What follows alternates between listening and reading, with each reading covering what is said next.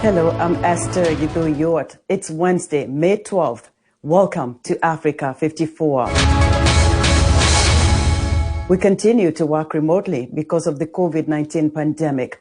But what hasn't changed is our commitment to bringing you the latest and most important news from the African continent and around the world. This is today's Africa 54.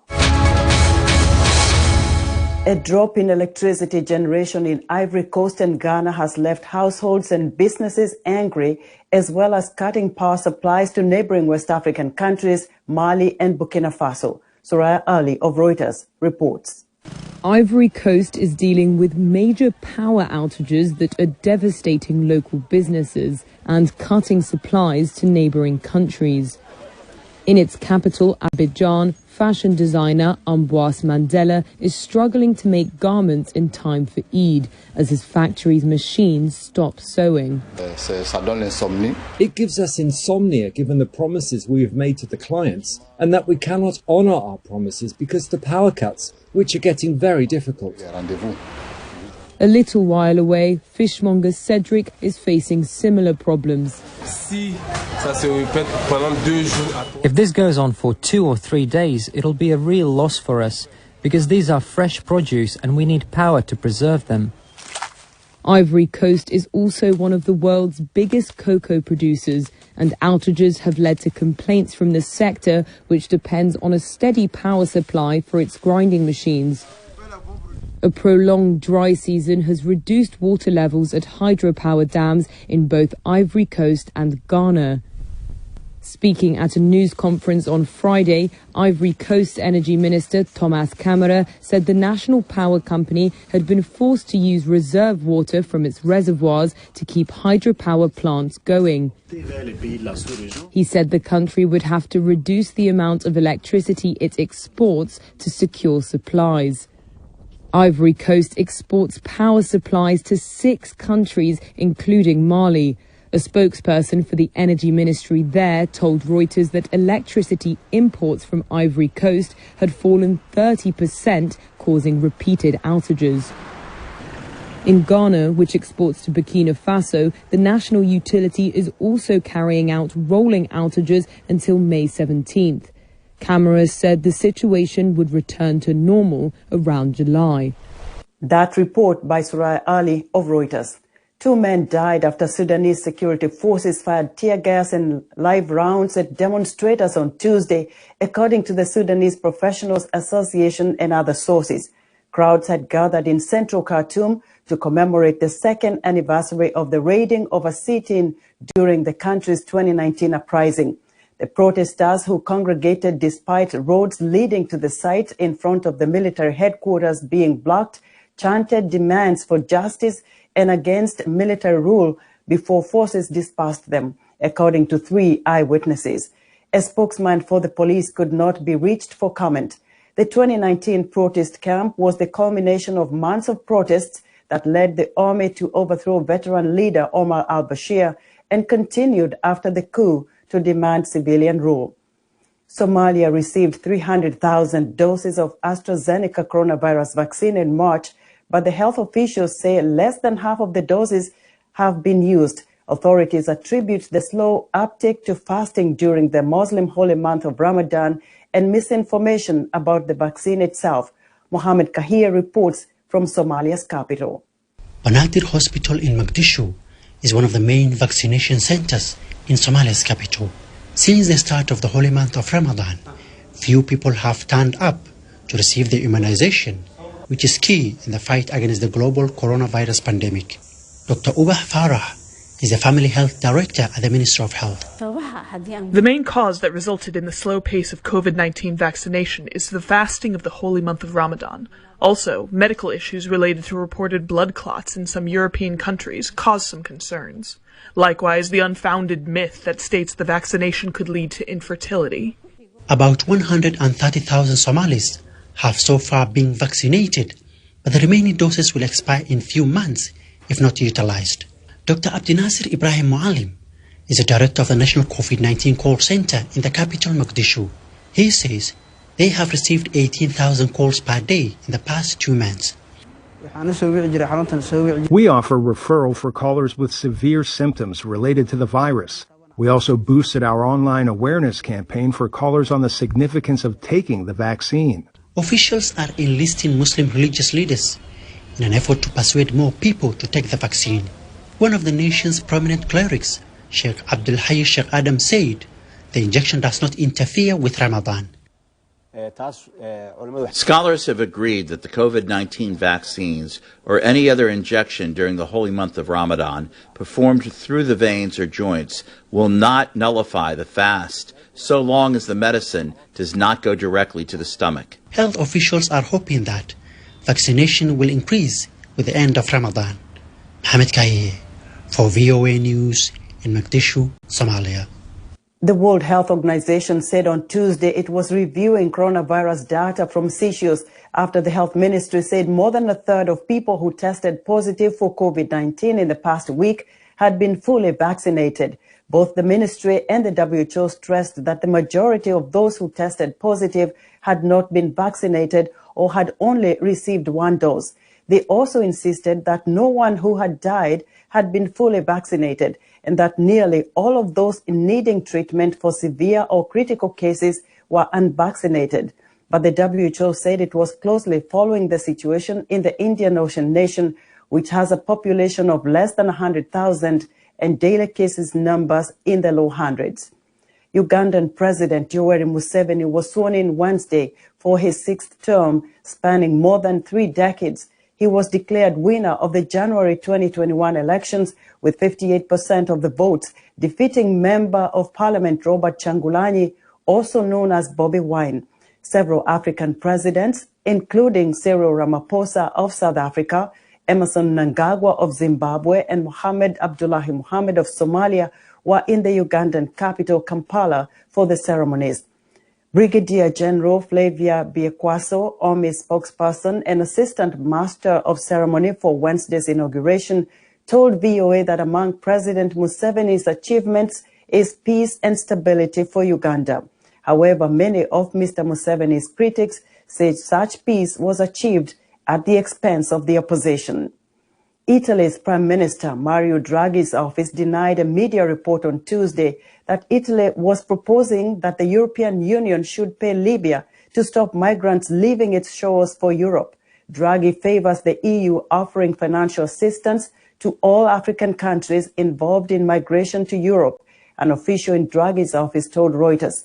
But the official denied a report by La Repubblica newspaper that Draghi wanted to propose a May 24th summit that the EU make a deal similar to one reached with Ankara in 2016, under which Turkey is entitled to financial aid in exchange for hosting refugees who try to reach Europe via the Balkans.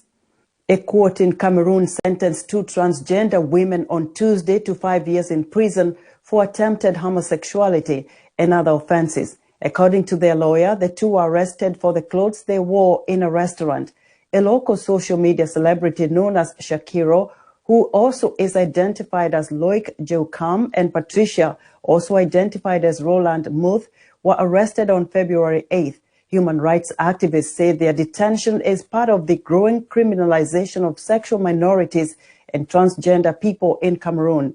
The 2 received the maximum sentence of 5 years in prison and fines of up to $372, according to their lawyers. Besides attempted homosexuality, they were convicted of public indecency and failing to carry identification.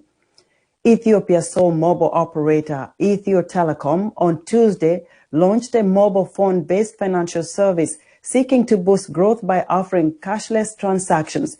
The new service, Telebiril, will mark a shift for Ethiopia, where the banking system is inefficient and just 19 commercial banks serve a population of about 115 million.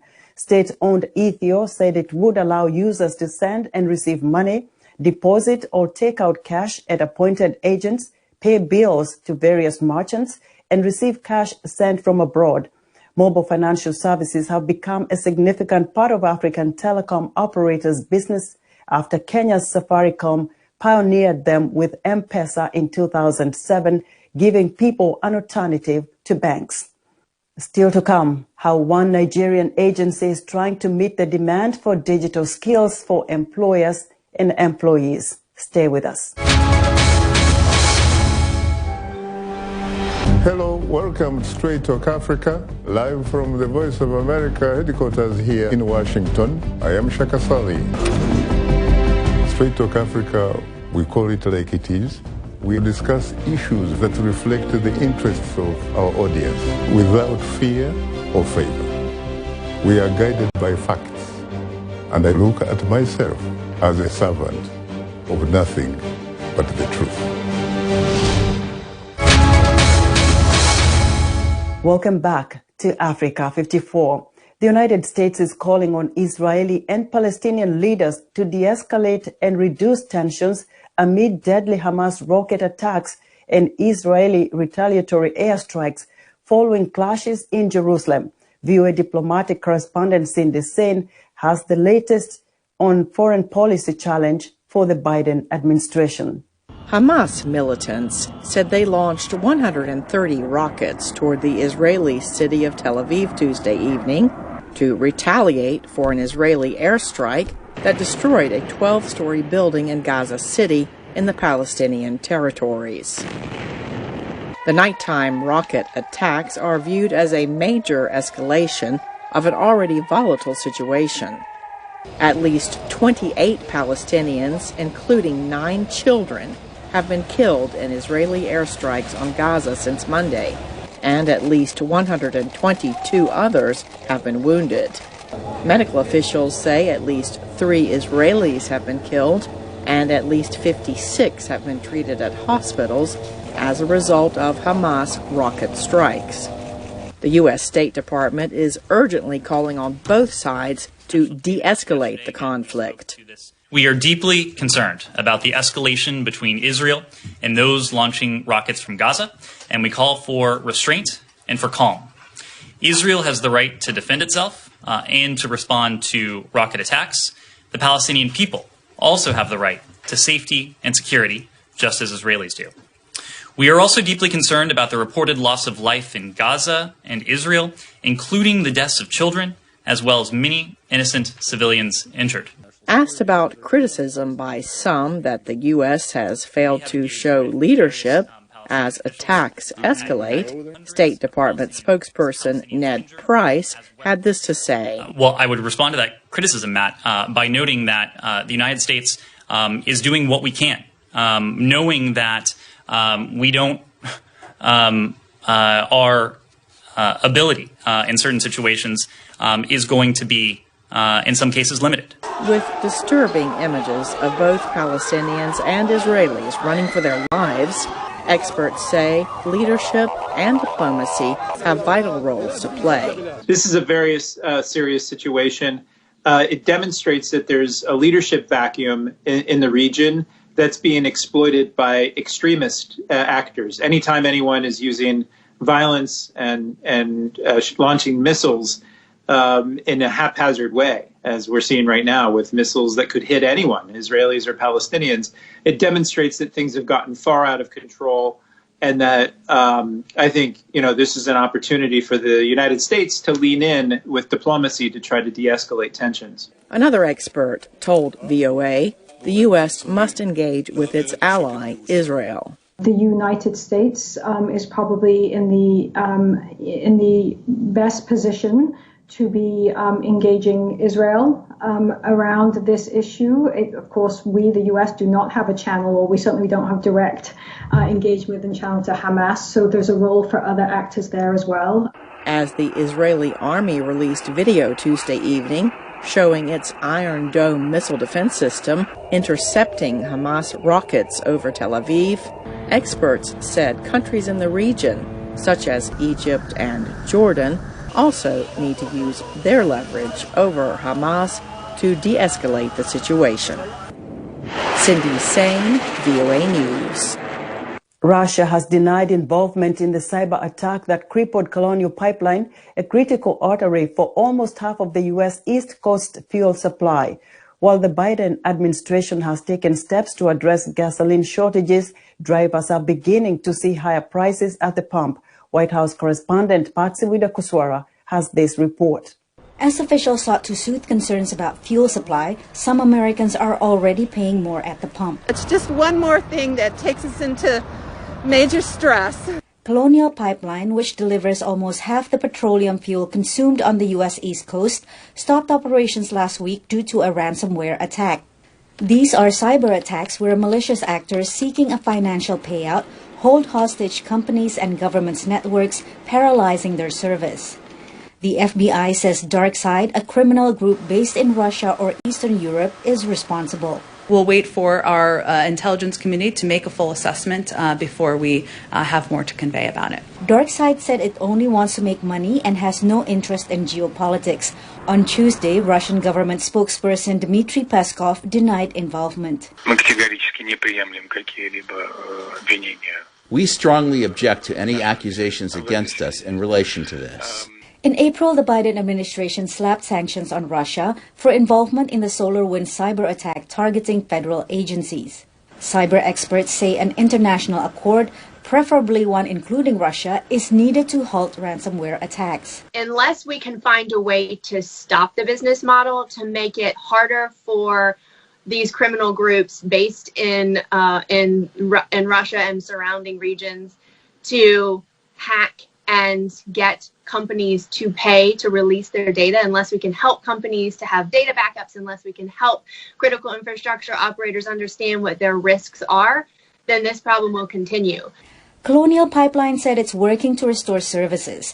Meanwhile, the Biden administration has taken steps to address fuel shortages, including temporarily allowing lower quality gasoline blends to boost supply and enlisting rail operators to transport fuels to areas that need it most. It's not that we have a gasoline shortage, it's that we have this supply crunch and that things will be back to normal soon. If needed, the administration is also preparing to waive a federal rule that requires fuel shipped between U.S. ports to be transported on ships built, owned, and operated by Americans. Patsy Widakuswara, VOA News.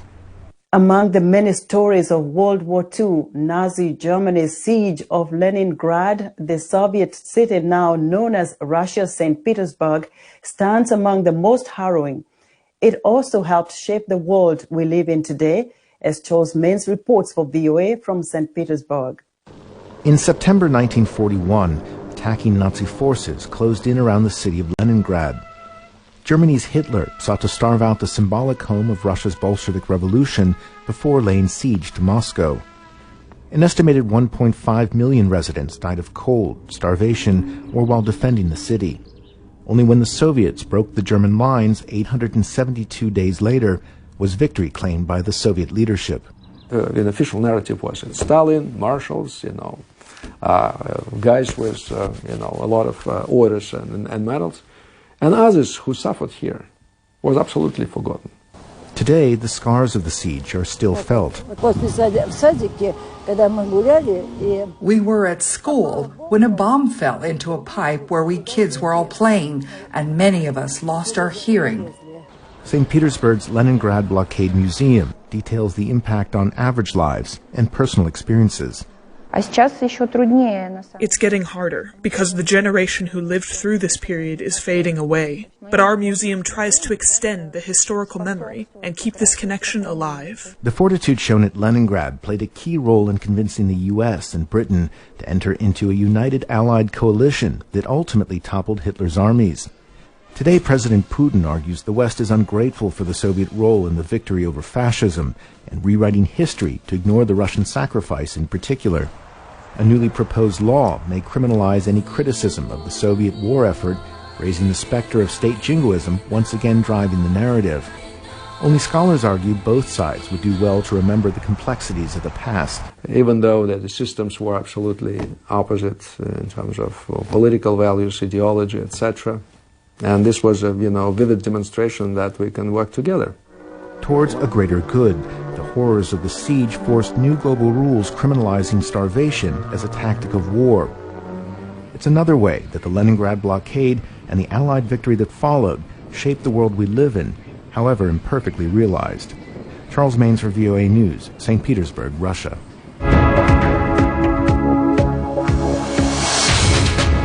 The importance of having a digital skill set in today's world of the internet and social media has become more critical than ever for employees and employers alike.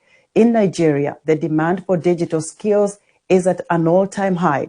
Africa 54's technology correspondent Paul Ndiho via Skype spoke to Omo Clark, founder and CEO IBES, a Lagos-based digital products agency specializing in web and software application developments and training. Omo Clark, welcome to Africa 54.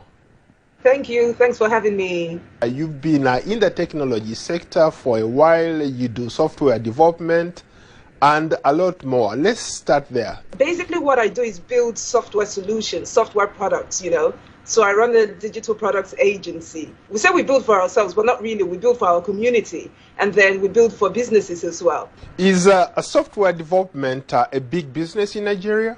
Software development in Nigeria is still what I would say in its infancy. We're not there yet, if I call it that. It is big. Software is big business because obviously a lot of companies' businesses run on software solutions. So from that perspective, software development market is really, really huge. Put it that way. But do we build it ourselves? Then, so that's the other part of it. What kind of software do you build for your clients? Do you even build the hardware to go along with that software, or it's just software development? We focus on software, so we don't touch hardware, too much. We can advise on it and consult. There's a lot of people, a lot of businesses don't understand tech.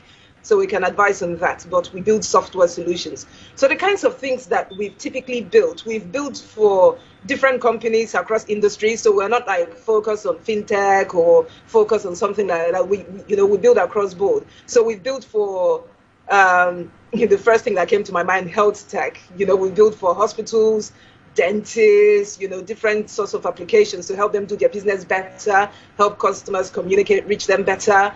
We've built for education institutions, we've built for, you name it. We've built for travel, for businesses in the travel industry. We've built for NGOs, we've built for charity organizations. All across, we've done work for with the government as well. Most businesses were affected by the coronavirus pandemic. I'm just curious, at what extent was your business affected by this global shutdown and the pandemic? From that perspective, in my business, we got a lot of work, a lot of businesses wanting to get online, get websites, start selling online, doing all of that. We got that.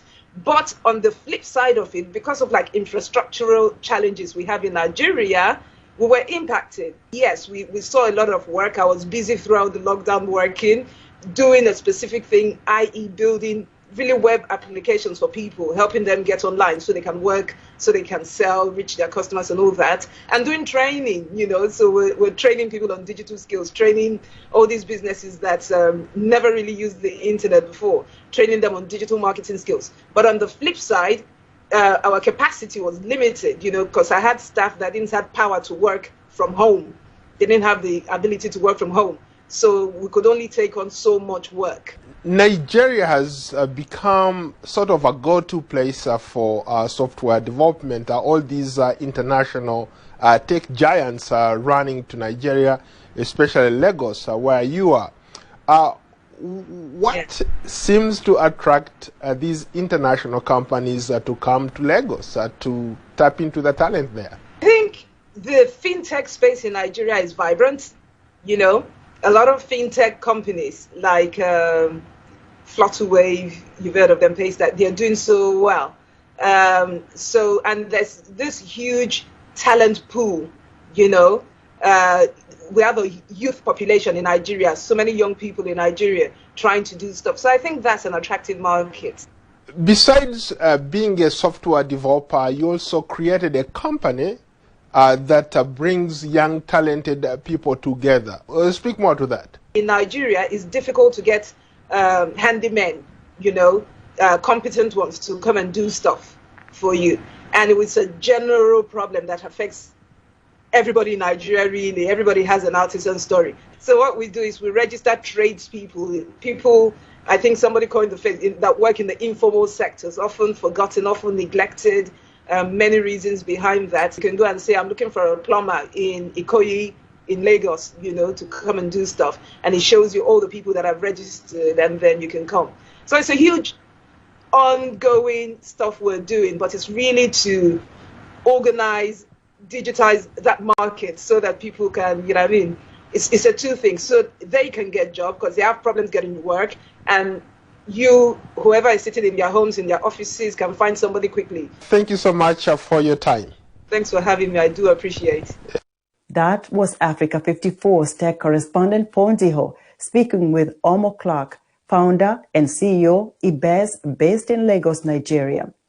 A fully robotic kitchen with a robot chef that can cook thousands of dishes could be a game changer in homes and restaurants around the world.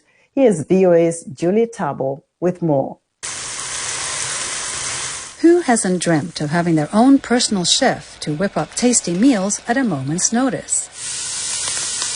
Well, now there's a robot for that. Mali Robotic Kitchen, with a robot cook, can create thousands of dishes with the skill of a master chef, says its inventor, Mark Olenek. That's the idea behind of this kitchen. When you get freshly cooked meal, anytime you need, day and night, from the good number of potential choices. The robot draws from a database of thousands of recipes and is programmed to mimic the movements of a real chef. Because of how it's based on human hands, it's got the potential to do just about any job in the kitchen. And that would open up all kinds of possibilities for the chefs to do other things and be more creative, I think. It's not because humans can't do the same job, says Olenek. It's because the machine is very good for copying and reproducing things. And the machine not make a lot of mistakes. Machine can work 24/7. And the productivity of machine is much bigger. And it's also multifunctional. If you want to have frying station, it will do fry. If you want to have like a pasta station, we can do pasta. If you want to do risotto, we can do risotto. Doesn't matter what you can put inside, machine can operate it. Olenek's motivation for his invention? Food. I'm a food lover. I want to have this food just when I want it, not when I can get it. Which is the whole idea behind the kitchen. I'd just be happy to see people around the world eating the same food that I love. And I think that genuinely will bring people together around the world. Julie Tabo, VOA News. And that's our show for today. Be sure to watch Africa 54 on our website at voaafrica.com. From all of us here in Washington, we thank you for watching.